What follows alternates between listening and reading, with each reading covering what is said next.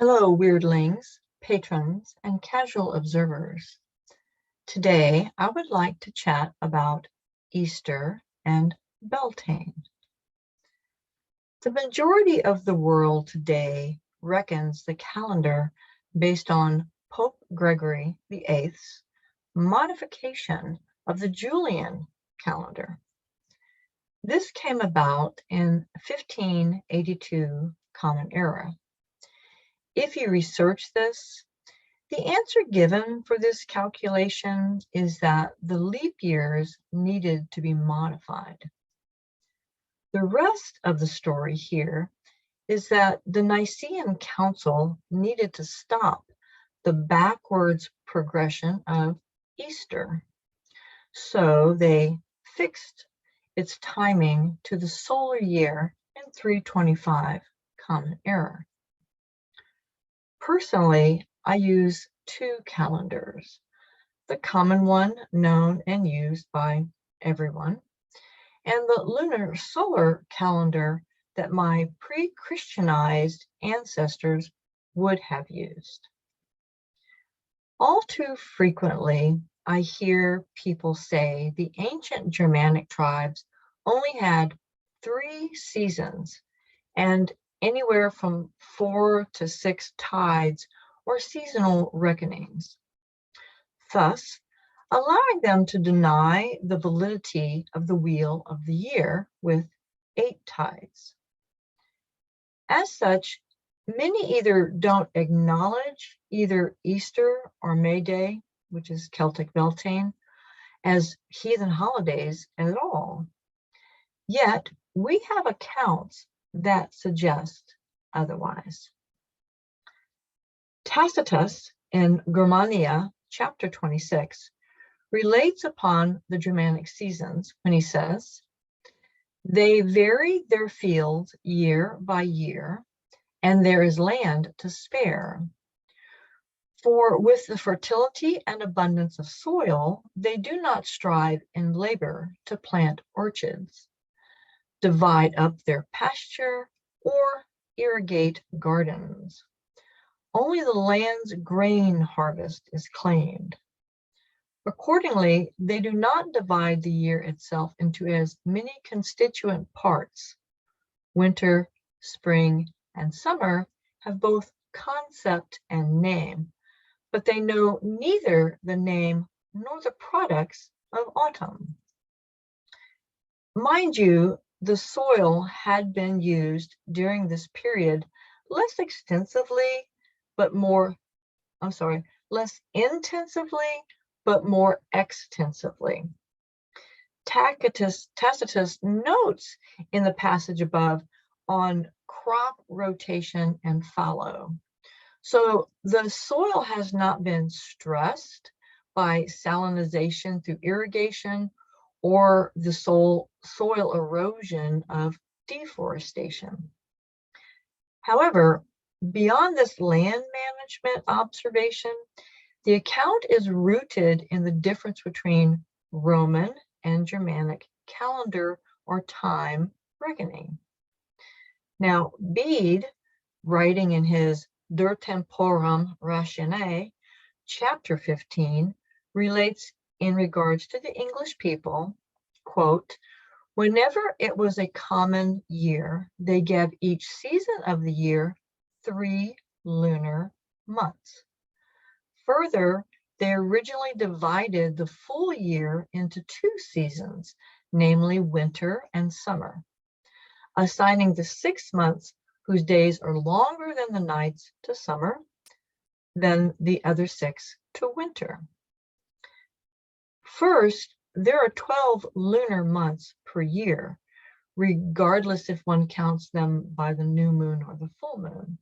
So each season with 3 lunar months above would constitute a 4-fold division of the year. Now, there are no support documents to Tacitus's account, but extensive references to Bede's, the majority of which coming from Old Norse legal and calendar reckoning. From a linguistic perspective, The words for winter, wintras, winter, and vetter, and summer, summer, sumar, are still used today, whereas spring, namely Linkton and var, have no original Germanic source. Regarding autumn as Harfest, found in the West and North Germanic languages, there is a persistent ambiguity between that word as a season and that word as an agricultural endeavor. So it's challenging to determine its seasonal classification. In fact, no word for either autumn or spring exists in Gothic. Now to the lore. Gudmundur Saga Ahasonar, chapter 79, from the 14th century, relates that the Virgin Mary predicted that snow would disappear enough to allow sufficient grazing by Easter Sunday. There are several references to grazing in the lore, from the oldest recorded records until well after Christianization, grazing being foundational to the cultures and regions we're discussing here. And these references are all keenly interested in when the weather returns to mild and warm. Now, returning to the Christian ritual years enforced in medieval England and Iceland, the seasons enacted were mostly transplanted from southern regions. The Pentateuch, or the first 5 books of the Hebrew Bible, for example, clearly outlines the 3 annual pilgrimage festivals of Judaic tradition to Israel's grain and fruit harvests. 2 of those being Passover and Shavuot, or their Christian equivalents of Easter and Pentecost. So, did Easter exist among the Germanic tribes? Certainly as of yore, so today, spring is a time of floral and fauna renewal across all of Europe. However, historically, this weather shift marks the beginning of sowing season. So lacked the agricultural and livestock connotations associated with the Judaic season in the Fertile Crescent. Spring marks the return of Europe's all-important and all vital grazing season, which was a celebration of winter's defeat. A period so important to crop and livestock, to humans and well-being, that it easily explains the growth of Easter as an important European festival. As such, I contend that there existed a Germanic festive cycle distinct from a Christian liturgy, an idea further substantiated by Nerthus and her seasonal fertility rites. Her festive cycle is something I detail in my essay, Nerthus, a Germanic goddess of death and tribal blessing, which you can find in my Heathen Anthology, Volume 2. Now, returning to Bede, he related that Hath Monat, Hath month, or March, and Esther Monat, or Easter month, April, were both named for goddesses. However, there is no confirmation on this. Now, in Old English, Reth means glory, which could relate to the victory of warmth over winter, which is certainly a recurring theme in all heathen tides. Now, in that, these two periods are the difference literally between life and death, between the winter's darkness and no growth and no life for livestock, and the warmth and the sun and the planting and the grazing for livestock. This would be naturally a call for celebration, the returning of spring or early summer. So equally so, Monat or March and its glory could possibly relate to military season, which would mark it more as a religious celebration, and I'm going to come back to that. So it was Grimm who later related Easter as Ostern Eostra. And though some have argued that this is a bit of a stretch, recent archaeological finds have discovered migration period votive offerings with inscriptions dedicated to a matron, a great mother goddess, named Austria Henne. The significance here is that Austra is the Germanic root word for east, dawn, and by extension, Easter. Nor do the law codes offer much help, being more concerned with the Christian restriction of Germanic religious events, not seasonal ones. And this is an important demarcation. The Christians sought to eradicate all religious holidays, but not the seasonal ones. Now, Procopius, the Greek scholar and historian, writing in the early 500s Common Era, details in his History of the Wars a Nordic festival that welcomes the sun after winter's darkness. He relates that residents of Tula, a northernmost island, sent scouts to a mountain peak in January or Yule to watch for the sun's return.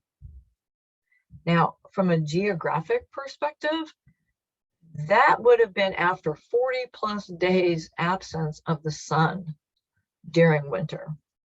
So needless to say, in that northernmost region, the arrival of the sun would be a great cause for seasonal and possibly religious celebration. Now, to muddle things a bit, Thetzmar of Mersburg and Adam of Bremen describe a sacrificial or religious festival held every 9 years. And though their account corresponds with the vernal or spring equinox, it is seemingly not an annual occurrence. The law speaker and pagan Thorgeir Thorkelsson, the Icelandic Vitki, or Seidman, Goldi, or God's man, and law speaker proposed one law and one religion in the year 1000 in favor of Christianity. Now, the old ways continued to be practiced for several hundred years after, and it wasn't until the 1800s that the Sami Finlands adopted Christianity. So there were strong underliers of the old ways remaining into our modern era. The Norwegian Agrip, for example, an account of the history of Norway, written between 860 and 1136, includes details of pre-Christian customs and rituals.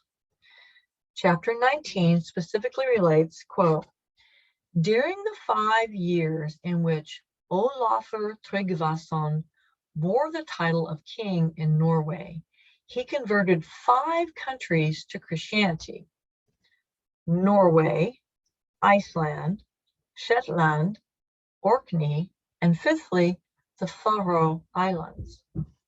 He first erected churches by his own residences, and he did away with the sacrifice and sacrificial toasts, substituting the festive toasts of Christmas and Easter, St. John's Mass brew, and the autumn ale at Michaelmas, which is September, as a favor to the people, unquote. Wow, there's a lot there. In this passage, it suggests that those Christian religious fests were instituted to cover a specific heathen religious and or seasonal fest, to ease the transition from the old ways to the new ways. Then it was Snorri who confirmed this. In Hakonar Saga Goda, chapter 13, Snorri relates that Yule was assimilated into Christmas, and Olaf's Saga Helga, chapter 77, states that a Swedish post-Yule religious and festive rite became Candlemas in February, which gives credence to Disting in February. So basically, all this amounts to the church eradicating religious festivals, but allowing seasonal festivals to continue. Winter nights and Yule mark frequent appearances in the narrative text as religious, seasonal, and non-religious periods. Which brings us to Easter. Well, Snorri claims that Odin created a sacrifice for the military season at the first part of summer, which would be spring. So an Easter or May Day celebration. And being a celebration of warriors and warfare, it would have been unilaterally eradicated by the church. Agrip does confirm that Christian Easter subsumed a pagan seasonal libation or religious festival. To give this some merit, Egil's Saga in chapter 49, there is a reference to an annual spring sacrifice or a religious festival involving a sacrifice. Today, May Day is a substantial holiday virtually worldwide. As a European festival with ancient origins, it marked the first of summer, but not summer. So the first of summer would make it spring. Or at the least, it falls between the spring equinox and the summer solstice. May Day, Beltaine, the between tide. Notably, May Day celebrations today run the gamut from religious to seasonal to Labor Day and workers' holidays, which probably could have supplanted the whole military season thing as well. As already mentioned, early Germanic summer was a 6-month season. In Iceland and Norway, this began around the second week of April, or Easter.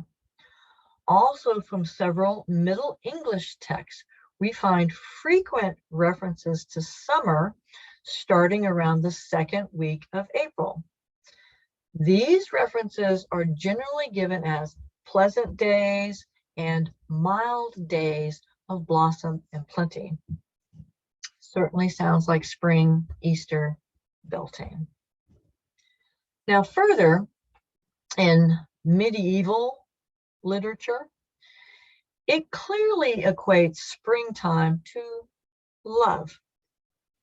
So if you're not familiar with the rota of Summer is ukommen in, or Shakespeare's sonnet, Shall I compare thee to a summer's day, then you should rectify that.